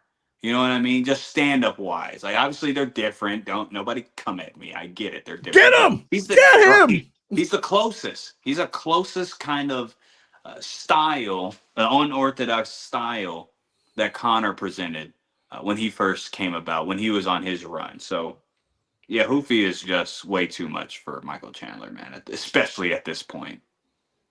Yeah. Michael Chandler could grapple him. Benoit Saint Denis did whatever the heck he wanted to at grappling, but guess what? He's not going to do that. So because that's not entertaining enough, Milton. It's not of course fun. It's not. Godly, man. Milton, get it together, brother. Jesus. Right. Yeah. Yeah. I mean, we're really in the stage of 2-5 UFC record at 40 years old at the end of his career. Probably one of the biggest paydays for him is to fight on the UFC White House card. But this is his chance. This is a chance to catch everybody off guard, especially Rufi. He's got the opportunity. He's got the power. He's got the wrestling technique. Yeah. He's got everything that you could ask for in a MMA fighter. Yep. It's just like with the Gaethje situation. Are you going to implement everything that you and your coaches worked on throughout the camp? And if you're not, why did you even show up? Just for the payday? Because if you're not, because if there's a reason why he's a 3-time Bellator champion in lightweight division, right? It's because one, he had the intensity, he had the grit, he had the ability, he had everything. Yes, there were times where he stumbled. He lost the titles, but then he would come back and win it back. That's how the fortitude he had. He was the face of Bellator. Yep. Him, Pitbull, Eddie Alvarez, whatever you want to go with. Those are the names that you could recognize. Sure. If you can go back to that, you can beat Mauricio Rufi. Mm-hmm. If you are going to be UFC Chandler, you have no shot in this, respectfully, to be in that cage with a top 10 fighter. You're going to be an exhibition fight for Rufi, who is now in a new camp to prove himself to be distinguished apart from his fellow former fighting nerds, to prove that he can be the guy. Because I do think, respectfully, one of the reasons why he left the fighting nerds is because he didn't feel the respect that he could be the guy to represent the whole team. That there wasn't enough respect for him to get enough the coaches, the trainer support, and everything. So now he's in an area where he feels that respect, and he has everything to lose in Rufi. Chandler doesn't, but I don't know if Chandler is hungry. If I can get hungry Chandler back, that'd be great, because that's the guy you saw against Dan Hooker. That's the guy you saw kind of redeem himself in Tony Ferguson fight. Yeah. Now Tony was a shell of himself, to be fair. Yeah. But that's what you want. You want to get the best out of Chandler. And yes, Dan Hooker's not the sexiest fighter out there, right? He's not the best at everything. He's a mid-tier fighter, but it's a respectable fight. And then honestly, that's where the Dan Hooker he fought several years ago, about 5 years ago already, is where Rufi is today. That's what he can beat. But is he going to let his losses, get in his way? We'll see. Is his ego going to be too much? Is his pride going to be too much to where he can't get over the hump? But would you agree, Milton? Rufi today is what Dan Hooker was 5 years ago?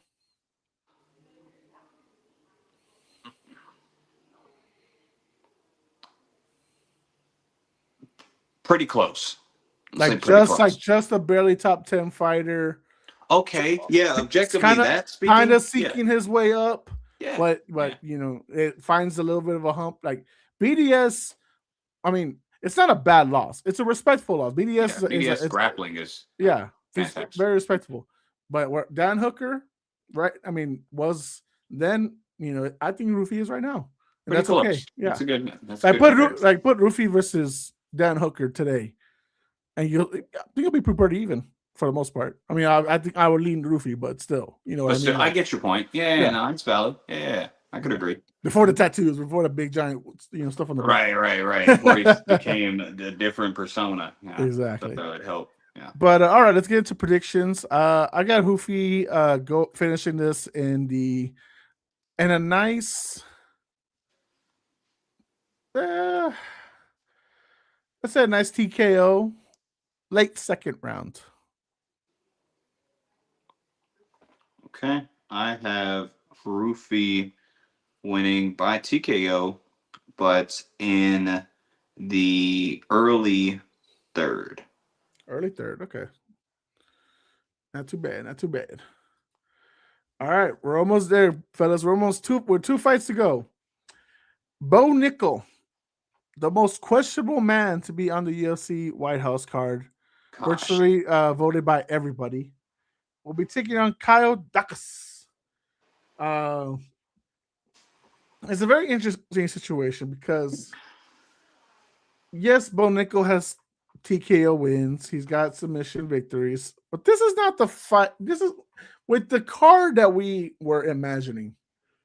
Bo Nickel was not the ideal fighter for this card because what you kind of want to guarantee is a exciting back and forth or an exciting overall finish. Mm-hmm. And while Bo has finished 7 of his 8 wins, Yes. yet up until that point, it's not the most exciting fight, respectfully. And then Kyle Dacus is like, well, who have you fought?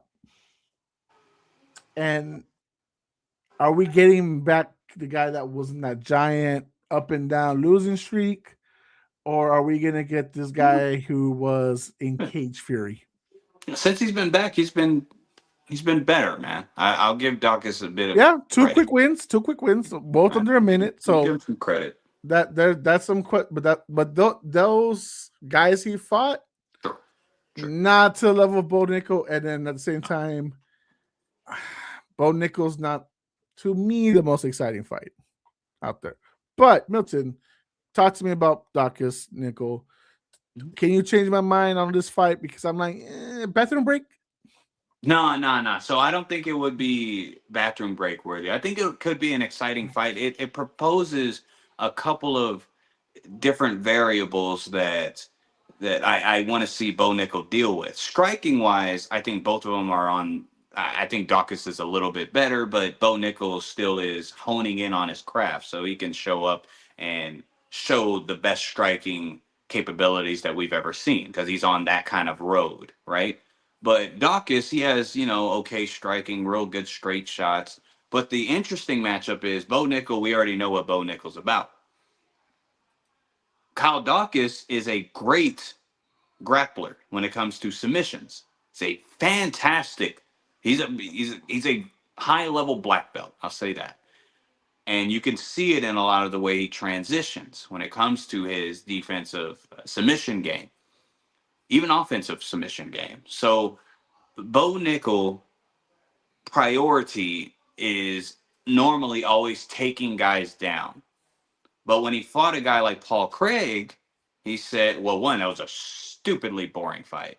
But he said, all right, I'm going to check my striking because Paul Craig absolutely sucks at striking, right? Kyle Dawkins does not suck at striking. He's not the best, but he's competent. You know what I mean? He's a competent striker. So there is some not mystery, but question marks on what is going to be Bo Nickel's game plan here.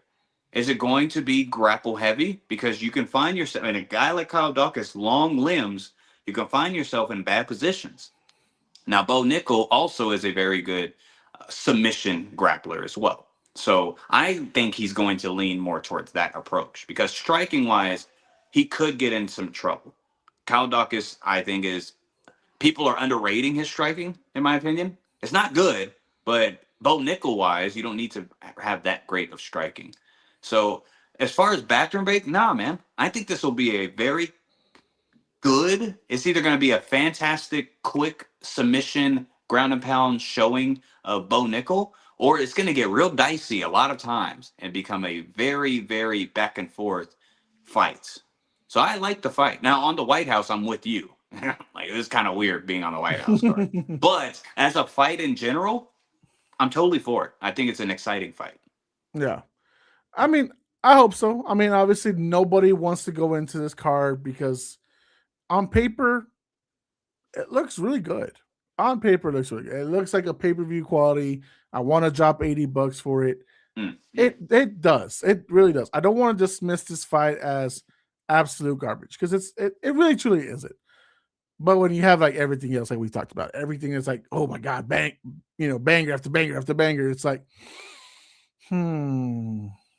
Bo, Dacus, because I just don't know which versions of them I'm getting. Right? Am I getting an entertaining Bo? Am I gonna get the Cage Fury Dacus? Because while yes, he's had 2 great finishes to come back to the UFC after his Cage Fury run, they've both been under a minute. So now, how far can he take it? Right? And those were names that, respectfully, not top 15 worthy, not really guys you talk about. But Bo is in a situation where he's made himself really recognizable with his wrestling, with his world class wrestling, World class. and I've never been the biggest of Bo fandoms, and I think this is more on Bo than it is on Dawkins. Really, I think that's my frustrations with it. Sure. But I just want to see which version I'm getting. Am I getting Cage Fury? If everything that Dawkins had got from his, because his first UFC run was atrocious, right?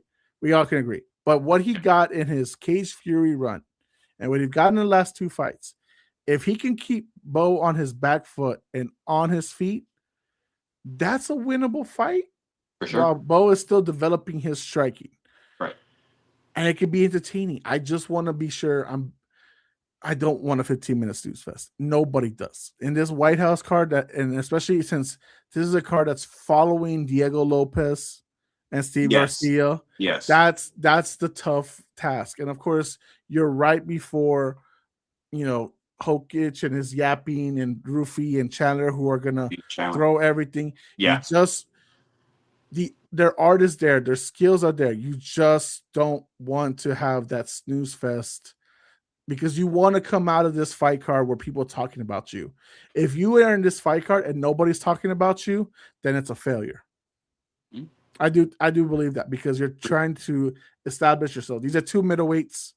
We need new middleweight title contenders. We are in desperate need of that. There's a shot right here where you must go out there and make your name for yourself to where you are basically undeniable. Am I saying these guys are is a title eliminator fight? No, but you need to give a reason for Dana, for the UFC matchmaking, to put you into more exciting or closer to number one contendership fights. They can't be boring. You cannot come out of this card boring. That's why it's tough right now. Bo was so questionable when the fight card was announced. It's so questionable. Dawkins, good job on your last two wins. We need to see more. We desperately need to see more. The art of fight trolling said, Dawkins does look good coming back. I think all the matchups are fun. No bathroom breaks, sir. That's referring to me. Right. Yes, Dawkins transitions are good, and he agrees with everything you said, Milton. Respect to you, brother. Thanks. So appreciate you for joining the chat, man. Like and subscribe, dude. All right, please like and subscribe. Would appreciate that. But nonetheless, I really do hope we see the best out of these guys, and to where I eat my words. I'd rather be wrong. I'd rather be wrong in this situation. Yeah. So wrong, because that would make the card even better. Make me eat my words. I would love that. All right, Milton, prediction time. What do you have between Bo Nickel versus Kyle Dawkins? I got Bo Nickel winning by submission in the second round. I think Dawkins will allow Bo to put him in certain positions because of his jiu-jitsu pedigree. And Bo Nickel is not a slouch grappler. I know everybody knows about his wrestling. I agree. Like you said, world class, 100%. He has very good jiu-jitsu as well, especially when he's controlling it. And he's going to control whatever happens on that ground, in my opinion. Gotcha. Second round, submission. Okay. If it don't go that route, give me Kyle Dawkins by a late third TKO finish. What are you thinking? Like the same thing, like the Ritter, a body kick, or like, what are you thinking? I know that's a loaded question. Give me headshot, bang, Leon Edwards to Kamaru Usman. That's so funny. If that happens, what a take. You better clip this. If this happens, oh man, you gotta clip it, dude. Perfect. I said I'm hoping I eat my words. I want this to be exciting. If this goes 15 minutes and I'm sleeping or eating nachos, very depressed because I'm still thinking of yesterday's Spurs game. Well, God damn it. I'm sorry, by the way. That's rough. No reason for you to apologize. I mean, like, I feel for you. And not me being like, I'm not, I'm not. No, I know. That's rough, dude. Milton, I haven't felt this sports depressed since the Patriots lost to the Eagles. Oh, yeah. What? the 30-30, whatever. 41-33 because of, 41-33. Thank you. Yeah. Nick and, Foles. and people might be like, wait, but if you're a Patriots fan, why don't you feel that for the Seahawks game? Because that was never Writing in was our somewhat hands. on the wall a It little was bit. never in our hands, right? It was always up to like the football gods to maybe pull that one off. But we were right there for Eagles and Patriots, and one turnover ruined everything. And we should have won. And that's how I feel about yesterday. We should have won. We were up 29. Dude. Oh man, that's why I feel for you. We'll finish this, and I'll tell you what I I've been sports depressed all day. I probably will be until the series is over. So we'll see.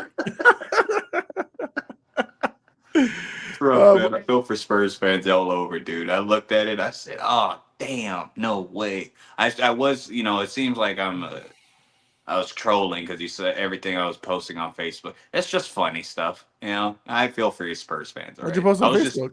I was just posting a bunch of like the clips of what happened, the tip in, the slow motion. Damn, troll. You're lucky I don't have a Facebook. You're lucky. I'm sorry. I just want to apologize. It's just jokes here. It's rough. But yeah. All right. Well, nonetheless, right now we're going into the first fight of the card, our final fight to talk about. Mm-hmm. Diego Lopez, 2-time featherweight title contender, 0-2, versus Steve Garcia, 2 top 10 fighters in the featherweight division, 2 guys that are really opening the show to tell us we are going to have a barn burner. This is the fight that you are asking for to open a card, a main card per se. And this is how you settle things. Diego Lopez is coming off a second loss to Alexander Volkanovski. He's 1-2 in his last 3 fights, both losses to Volkanovski.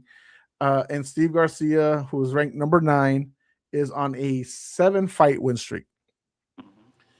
This would be a great opportunity for Steve Garcia to move up.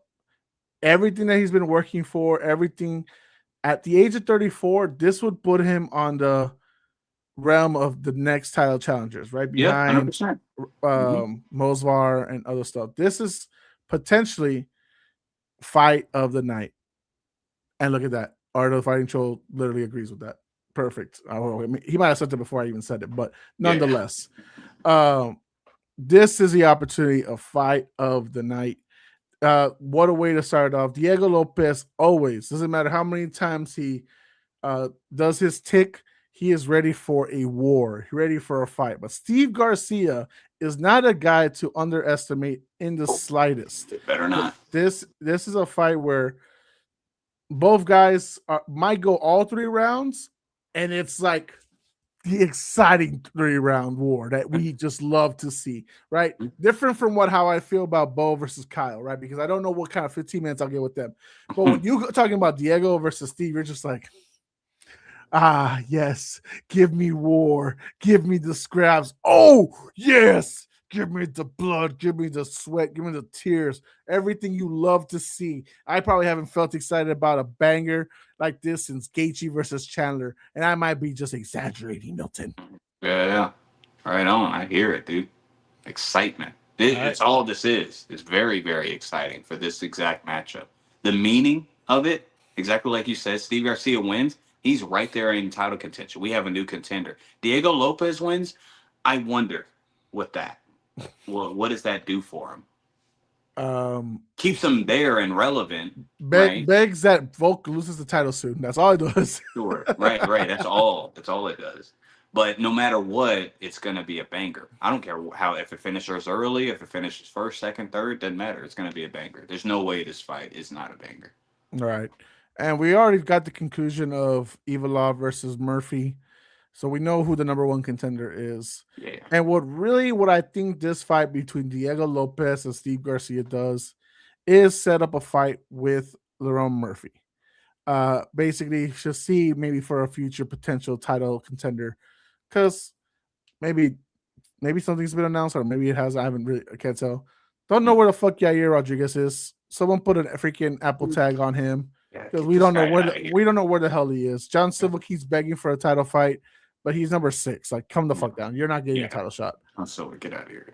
So what this can mean is a fight with Lerone Murphy for a possible title fight. Obviously, UFC's ready to see Diego Lopez be champion. That's why they gave him a quick title fight with Volk when he was very undeserving. But what does Steve Garcia need to bring into this fight, Milton, to really come out on top? Because a lot of fighters don't have the striking techniques, the cardio that Volkanovski has that can break down Diego Lopez round per round. We've seen 10 rounds between Volk versus Diego. Mm-hmm. The first fight, very different. It was basically 3-2, very close decision, right? It was a war. Updated in the second fight, Volk controlled everything like, young buck Volk. 5-0, no questions asked.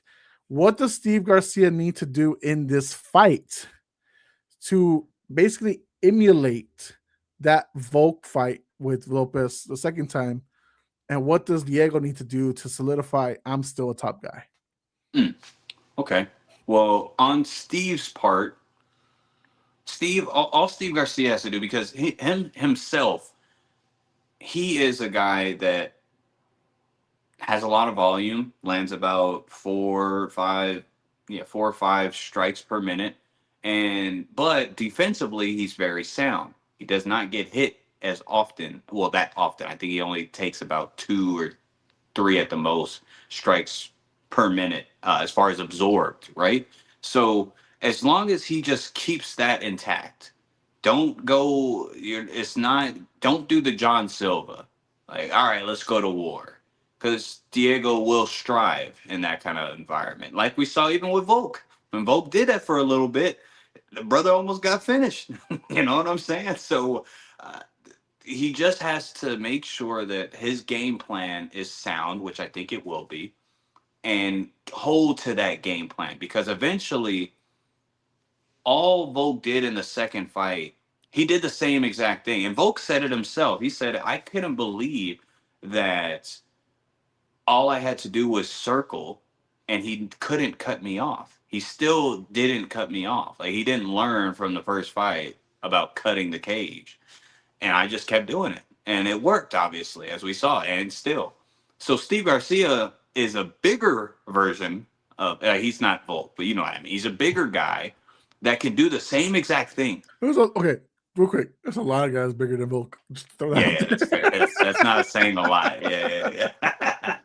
But he can do the exact same thing with more damaging results if Diego does enter. Because Steve hands, he's not playing around when he starts throwing his hands. Now, on Diego's side, Diego just has to hopefully learn from his mistakes against Volk. If he does that, he'll just be a better fighter. I think the best approach for Diego is to actually be a full mixed martial artist, because as far as who's the better MMA overall fighter, it's Diego. His wrestling is good, his jiu-jitsu is world class, and his striking is good, right? Steve Garcia's striking is good, and that's really it. His jiu-jitsu's okay defensively. That's it.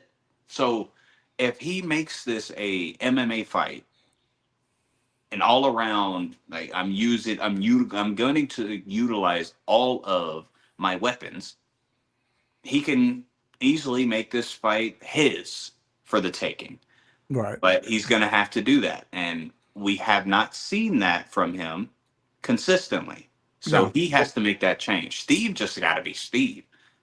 Not go too crazy and get caught. We haven't seen Diego really bring out his jiu-jitsu self since the Gavin Tucker fight. That's 3 years ago.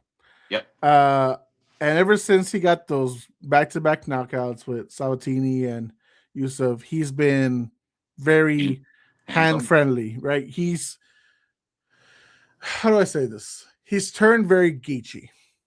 You know what I mean? He's abandoned, or I mean, and even in some sense, I'm not saying completely, he's turned into Topuria, right? We know Topuria has different styles, but he's become so reliant on his right hand, on his hands, that you don't really see it sometimes. Right.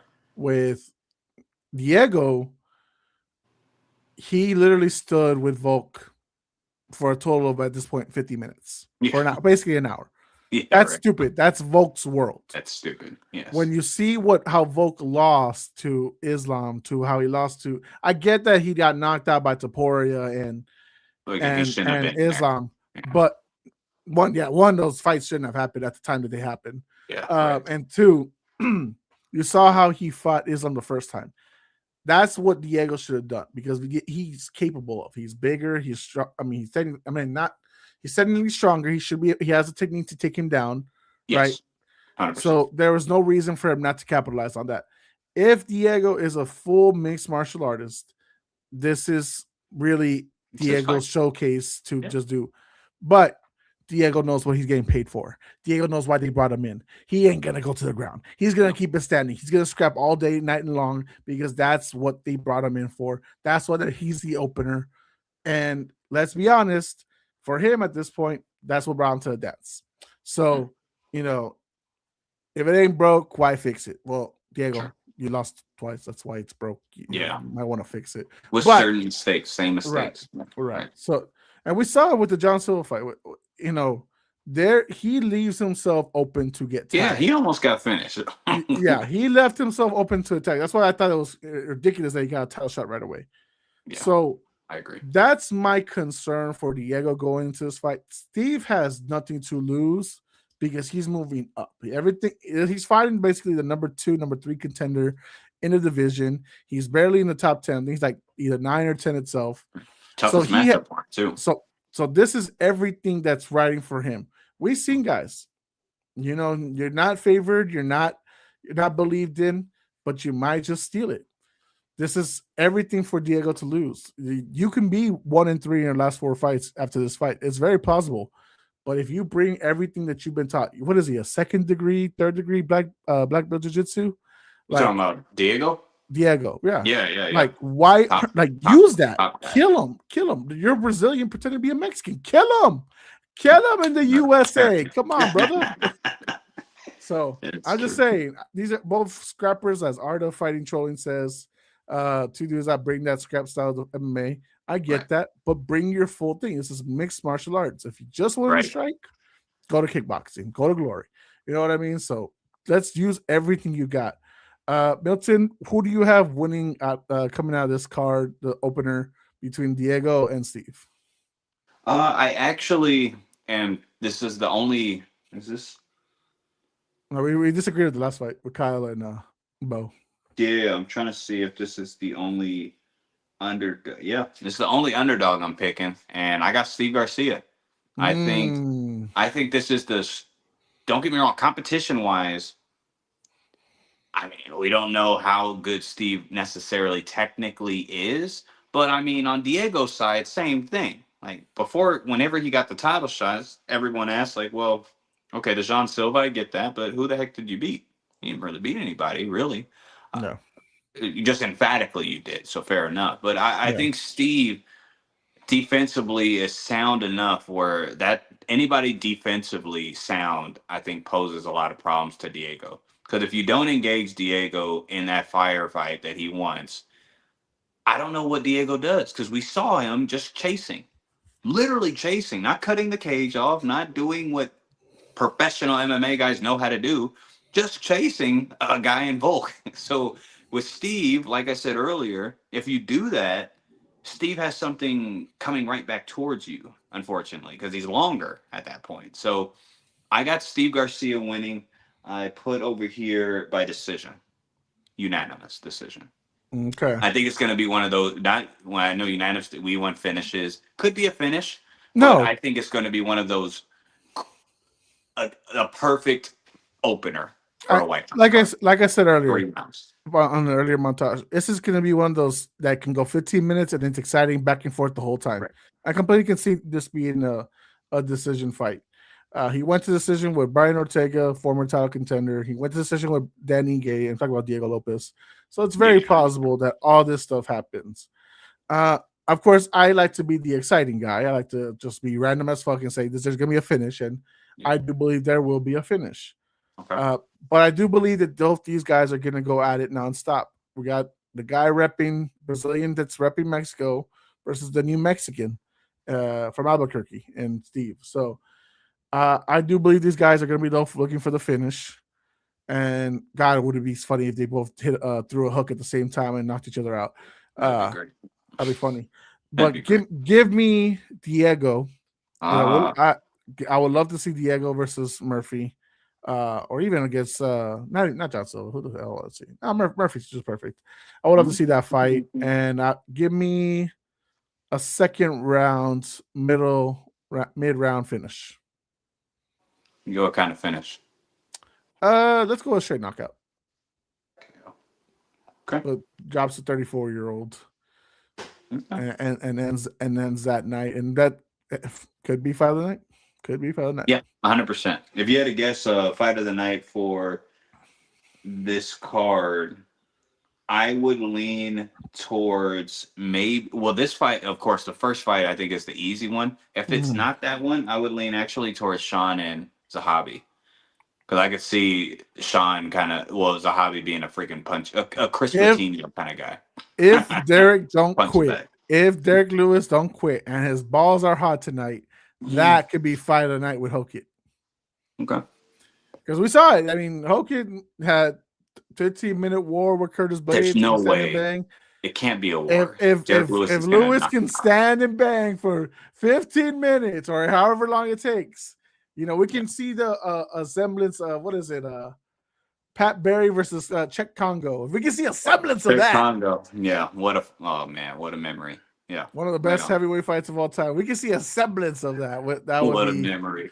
That could be a fight of the night style fight. And build wise, they're not the same, but one guy is smaller. And that's one guy. Yeah, I mean, I guess in this case, right? Derek is Czech, and Hokit just Derek's not Czech, but you know what I mean. Czech was a freaking sculpture. That motherfucker was big. No, that was a tank. How he never got himself in a title contention, it baffles me. Hey, yeah, looks can be deceiving. Okay, clearly, you get Czech and you put DC in a room. Hey, I don't care. You're like, which of these guys are undisputed UFC champion? Right. This guy was, all right. This short, tubby guy. Yeah. There you go. But guys, that's our breakdown for everything. Milton, we said it. We think this is a 10 out of 10 card. By the way, how are you liking that UFC American belt they're going to portray for the championship fights? Have you seen it? Did you like it? What are you talking about? You haven't seen the UFC belts, the USA belts, Freedom belts? I think I did. The belt looked freaking dope. I think I liked it. Hold on. Yeah, if you want to pull it up. Yeah, let me see. I want to be able to zoom in on this without everything else being in my way because I hate ads with the freaking passion. Okay, I see the belt. Yeah, man. I mean, I'm going to show for everybody to see. Yeah, for sure. That's clean. I like it. Yeah. All right. It's up on screen now. Trying to erase all the ads so they keep trying to put on there. There we go. That should be fine. Yeah, Bleacher Report. Oh yeah. Sorry if I use your logo. I'm trying to just portray that one belt. It does look clean. I'm still not the biggest fan of the Legacy belt. I do kind of miss the old vintage one, the one that we first had. I still think that's better. Well, one, it looks more like a WWE belt. Maybe that's why you're freaking biased. Are you calling me a WWE Smurf? What are you calling me? It reminds me of like the heavyweight belt of the WWE back then. So that's why I'm like, of course you probably like that. Of course. Why not? It's great stuff. But guys, obviously the White House, the South Lawn, June 14th, 7 p.m. Sunday. We're going to have a hell of a fight card. As of right now, I believe in 6 or 7 of them. And I hope the other one, the one I don't believe in truly, proves me wrong because I need to be proven wrong for it because I want it to be 7-for-7 greatness, right? I don't want what is it called? I don't want any bathroom breaks. I want to have a reason to be there for the whole time. Right. the whole team right now. But I think we'll get it. Milton, any final words before we close out, brother? Ah, man. I can't wait for the card. I think everybody's going to tune in. I don't care your political beliefs. You got to tune in. It's freaking fights. Well Fingers said. crossed, no crazy weather. That's what we should all be hoping for. I mean, really, if you get any, if we're getting crazy weather, it will delay the whole show and That make would it less suck. fun. Oh, that would And suck. we might get Sleepy Trump again. You know how we saw him at Game 3 of the finals. We might get Sleepy Trump if it rains. So be careful because his bed's not that far away. He might just leave and go take a nap. That would be crazy. That would be insane if he did that. It'd be very funny. Yeah. But all right, guys. If you love us talking MMA fights, we're here for it. Football, basketball. We got baseball correspondents. I don't know when the hell they're gonna ever talk about baseball, but we do got them. Yeah. World Cup is going on right now. Fun stuff. Mexico got their win. I don't know who's winning right now between South Korea and Chechnya. 0-0, 0-0, as they say. So enjoy your weekend. Stay safe. All the good stuff, guys. Check out the People's Debate with Milton. He's going to have definitely a lot of debates and conversations, maybe some controversial ones. We'll see. Tune in. Have fun. But don't forget to like and subscribe over there. But, guys, like and subscribe here for my boy Milton Win. I'm Jose Garza. We are Puro Pinche Sports. We are out. Spurs and 7, bitches. Ding, ding.